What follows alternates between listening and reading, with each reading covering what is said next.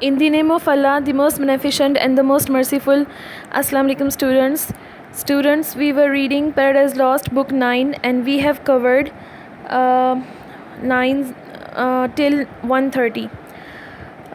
तो 130 तक हमने क्या पढ़ा है? फ़र्स्ट ऑफ़ ऑल हमने देखा कि उसने स्टार्ट किया म्यूज़ से, एज़ यूजुअल उसने अपनी सेलेस्टियल पैट्रोनस से जो है वो मदद मांगी अपनी ग्रैंड थीम को लिखने के लिए, जो कि उसके मुताबिक पहले किसी ग्रीक पोइट ने अटेम्प्ट नहीं की। कोई ऐसी थीम पे वो लिख रहा है, कोई ग्रैंड थीम पर वो लिख रहा है, और वो थीम क्या है?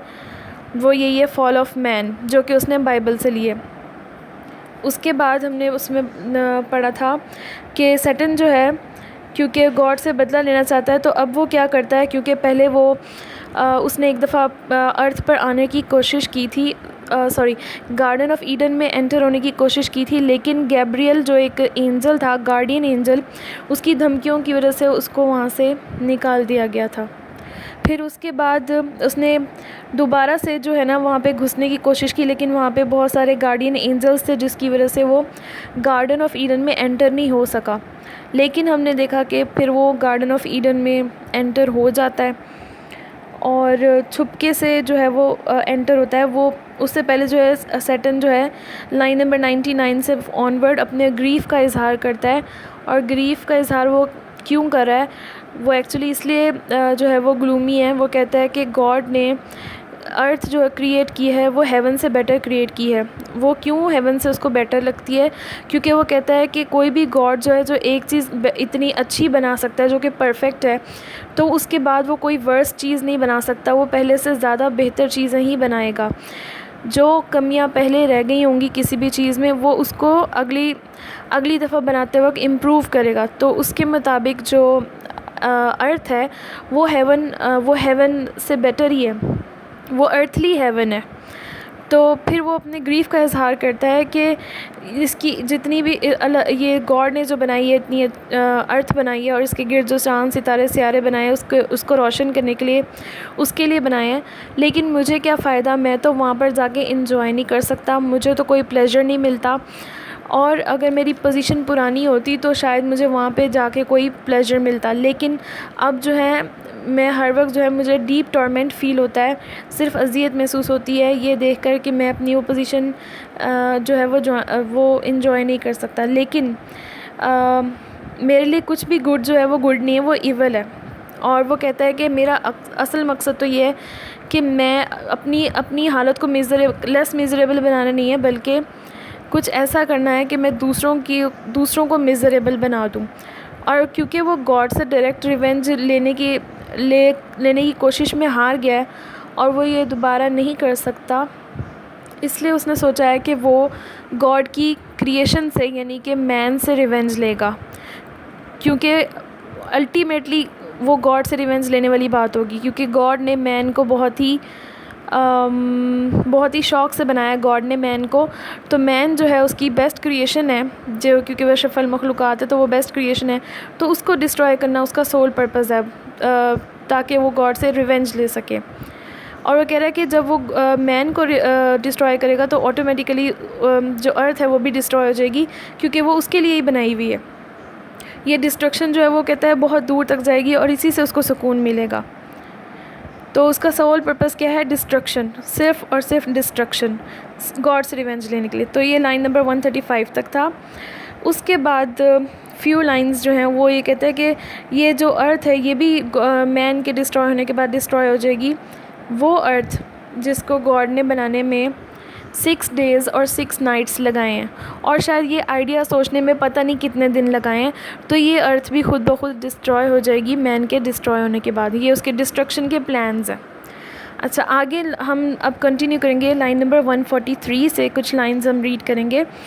तो लाइन नंबर 43 से ऑनवर्ड जो है वो सैटर्न की सोलिलोक्वी है। सोलिलोक्वी क्या है? हमने पहले पढ़ी हुई है। सोलिलोक्वी क्या है कि मैन स्पीच है, एक आदमी की स्पीच होती है जिसमें वो अपनी थॉट्स को लाउडली बोलता है, यानी कि जो उसकी थॉट्स होती हैं वो ऊंची आवाज़ में वो बोली जाती हैं, ख़ास तौर पे जब कोई और हेयरर नहीं होता, कोई सुनने वाला नहीं होता, प्ले का कोई अदर कैरेक्टर या पोएम का, किसी भी चीज़ का जो दूसरा कैरेक्टर्स होते हैं ड्रामा के या प्ले के, वो उसको नहीं सुन सकते। तो ये जो उसकी थॉट्स है ना, उसकी स्पीच है वो जो लाउडली करता है। तो सैटर्न की सोलिलोक्वी है, तो उसमें हम देखते हैं कि वो क्या कह रहा है सैटर्न।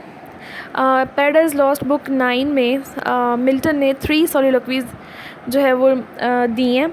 एक और तीनों चीफ कैरेक्टर्स जो हैं इस पोम के, उनको दिए हैं। एक सैटर्न की है, एक ईव की और एक एडम की। तो फर्स्ट जो है इसमें वो है सैटर्न की सोलिलोक्वी। देखते हैं कि इसमें क्या कहता है। Line number 143। Okay. He to be avenged and to repair his numbers thus impaired। Repair impaired, ये देखें वर्ड प्ले कैसा है इसमें, क्योंकि मिल्टन ये जो तभी वो कहता है कि मेरी ये जो थीम जो मैं अटैम्प्ट कर रहा हूँ, मेरा स्टाइल ग्रैंड है, मेरी थीम ग्रैंड है, जो इस एपिक को सूट करती है। इसकी लैंग्वेज जो है उसने वो यूज़ की है, बहुत सूटेबल यूज़ की है। इतनी इजी लैंग्वेज उसने यूज़ नहीं की है अपनी इस एपिक को एक्सप्लेन करने के लिए। तो यहाँ पे वो कह रहा है कि गॉड ने to be avenged and to repair his numbers thus impaired, whether such virtues spent of old now failed more angels to create। In lines में ही saying के बिकॉज गॉड के जो एडोरर्स के नंबर थे वो कम हो गए थे। एडोरर्स क्या होते हैं? इबादत गुजार, जो उसको वर्शिपर्स थे, वो क्योंकि कम हो गए थे, तो फिर गॉड ने सोचा कि वो रिवेंज लेने के लिए हमसे वो और नंबर्स कोई और क्रिएशन जो है वो क्रिएट करे, कोई और क्रीचर जो है वो क्रिएट करे। तो वो क्रीचर जो कौन था? वो थी रेस ऑफ मैन, के इंसान को वो तख्लीक किया उसने। शायद वो कहता है कि गॉड ने शायद इंसान को इसलिए तख्लीक किया क्योंकि बहुत ज़्यादा तादाद में गॉड के वर्शिपर्स जो थे, जो कि कौन थे? ये सैटर्न और इसके फॉलन एंजल्स, हम लोग जो थे वो यहाँ से मूव कर गए थे। हम लोग मूव तो नहीं कर गए थे, निकाले गए थे, जन्नत से निकाल दिए गए थे। इसलिए गॉड की क्रिएशन जो थी वो कम हो गई थी, इबादत गुजार कम हो गए थे, इसलिए गॉड ने जो शायद मैन को इसलिए बनाया है। यहाँ पे वही कह रहा है कि whether such virtue spent of old यानी कि जो पहले गॉड ने बनाया यानी कि एंजल्स, नाउ फेल्ड, अब शायद गॉड की जो पावर थी एंजल बनाने की वो एग्जॉस्ट हो गई है, ख़त्म हो गई है, या शायद वो उतनी पावर अब नहीं रखता क्योंकि उसने सारी पावर उन एंजल्स को बनाने में लगा दी थी। मोर एंजल्स टू क्रिएट, कि वो और एंजल्स बना सके। If at least are his created, अगर उसने ये क्रीचर बनाया था, कौन सा क्रीचर? एंजल्स, तो यकीनन अब वो इतनी पावर शायद नहीं रखता कि दोबारा यही क्रीचर बना सके, एंजल्स और बना सके। तो शायद इसलिए उसने मैन को बनाया। और to spite us more, spite means humiliate, या फिर हमें ह्यूमिलिएट करने के लिए, गॉड ने इंसान को बनाया और एंजल नहीं बनाए। Determine to advance into our room means into our place, क्योंकि उसने सोचा, गॉड ने सोचा कि वो हमें ह्यूमिलिएट करे एक इन्फीरियर रेस को हमसे रिप्लेस करके। इन्फीरियर रेस ये यहाँ ह्यूमन रेस को कह रहा है। अ क्रीचर फॉर्म्ड ऑफ अर्थ, क्यों? क्योंकि हम अर्थ यानी अर्थ के मटीरियल से, मिट्टी से बना है इंसान। And him endow exalted from so based original, और उसको ही क्रिएटेड मैन फ्रॉम अर्थ, और उसको क्या दिया? And God created man from earth and endowed him, और उसको अता किया विद हेवनली वर्चूज़। आगे वो कहता है कि with heavenly spoils our spoils, कि इस बेस क्रीचर को, BASE बेस मीन्स, बेस वैसे इन्फीरियर को कहते हैं, तो यहाँ पे इसका मतलब है Adam and Eve are created from earth, hence base, because they were created from earth, कि वो मिट्टी से बनाए हुए थे, that's why they are base, they are inferior. So he is saying that God has created this inferior race and but he has given them heavenly virtues which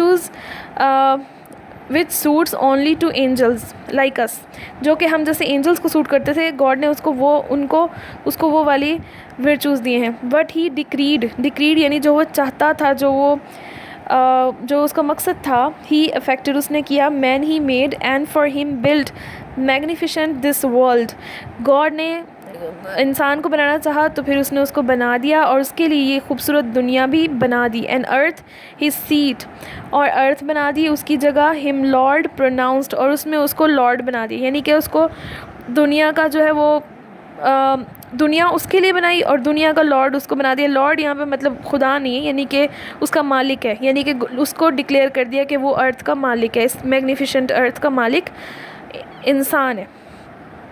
वैसे भी अर्थ के में सबसे ज़्यादा जो अशरफुल मखलूक़ात, क्योंकि इंसान है तो सबसे ज़्यादा पावर उसी के पास है, गॉड की दी हुई। ऑफ कोर्स गॉड की दी हुई है जो पावर है। तो गॉड ने उसको वो कह रहा है कि अर्थ में एक अर्थ तामीर की अपने इस मैन के लिए और उसको उसका लॉर्ड बना दिया। एंड ओ इंडिग्निटी, यहाँ ओ इंडिग्निटी मीन्स यानी कि डिग्निटी का, डिग्निटी आपको पता है किसको कहते हैं, वकार, इज़्ज़त को। इनडिग्निटी मीन्स शेम, कि how shameful subjected to his service angel wings. Angel wings means angels, और ये कितनी शेमफुल बात है कि एंजल्स को बल्कि उनका सर्विस में लगा दिया। And flaming ministers, flaming ministers यानी कि फायरी मिनिस्टर्स, यानी कि मेड अप ऑफ फायर। कौन थे वो? एंजल्स, के जो एंजल्स थे to watch and tend their earthly charge, के earthly charge means man under their charge, कि अर्थली इस अर्थ के बने हुए, मिट्टी के बने हुए आदमी को गॉड ने क्या, गॉड ने इंचार्ज, सॉरी हाँ, यानी कि इन एंजल्स को, जो कि जिसको वो सुपीरियर समझता है, तो flaming ministers to watch means कि वो टेक केयर करें इनका, जो कि अर्थली मैन है उसका, उसके ऊपर उनको इंचार्ज बना दिया, कि वो इंचार्ज इन द सेंस कि उसको टेक केयर करें, उसकी खिदमत करें, उसको वॉच करें। जैसे हमने ऑलरेडी पढ़ा है कि अर्थ पे गार्डन ऑफ ईडन में जैसे कि मैन बनाया अल्लाह ने, तो गार्डन ऑफ ईडन में उसको कितने सारे एंजल्स जो थे वो प्रोटेक्ट कर रहे थे। उनके पास एंजल्स आके बैठते थे उनकी कंपनी में, उनसे कन्वर्सेशन करते थे। जैसे पहले राफील आया, माइकल आया, एंजल माइकल जो था उसका भी हमने जिक्र पढ़ा था कि वो आया था उससे उनके पास। तो वो कह रहा है कि उल्टा जो है गॉड ने उनको उनका इंचार्ज बना दिया, यानी कि उनको टेक केयर करने के लिए रख दिया मैन की। Of these the vigilance means watchfulness, इनकी जो वॉचफुलनेस है, आई ड्रेड मैं डरता हूँ, एंड टू एल्यूड यानी कि टू एस्केप देयर नोटिस। अब इन्हीं एंजल्स की जो नोटिसफुलनेस जो है, इससे मुझे डर लगता है, वॉचफुलनेस से मुझे डर लगता है कि मुझे देख ना लें कि मैं गार्डन ऑफ ईडन में इनको जो है बहकाने के लिए आ रहा हूँ। Thus wrapped in mist of midnight vapour glide obscure and prey in every bush and break where hap may find the serpent sleeping। तो कह रहा है कि फिर मुझे डर के मारे क्या पढ़ना पड़ा, इनकी आंखों से बचने के लिए मुझे क्या करना पड़ा कि मैं स्टिल्थली जो है वो पैराडाइज़ में एंटर हुआ हूँ in the form of midnight vapours, आधी रात को मिस्ट क्या होती है, धुंध या कोहर कह लें। और since then I have been trying to find in every bush forest and valley a sleeping serpent in whose may folds I may hide myself. और तब से मैं इसी काम में लगा हुआ हूँ कि मैं कोई स्लीपिंग सर्पेंट ढूंढूँ ताकि मैं उसके अंदर घुस के जो है, to hide me, last line है, to hide me the sleeping serpent in whose mazy folds, जिसके फोल्ड्स के अंदर, टू हाइड मी, मैं अपने आप को छुपा सकूँ। And the dark intent I bring, और जो मेरे इरादे हैं, मेरे फाउल प्लान जो है, मैं उसको एग्जीक्यूट कर सकूँ, अपने प्लान को। नेक्स्ट नेक्स्ट जो लाइंस हैं वो इतनी एक्सप्लेनेशन के पॉइंट ऑफ व्यू से इतनी ज़्यादा इंपॉर्टेंट नहीं है, लेकिन वो मैं आपको उसका एक ओवरव्यू दूंगी ज़रूर, ताकि जब आप उसको क्वेश्चंस अटेम्प्ट करें तब आपको वो समझ में आ जाए, और फिर उसके बाद जो इंपॉर्टेंट लाइंस होगी उनका मैं एक्सप्लेन करूँगी।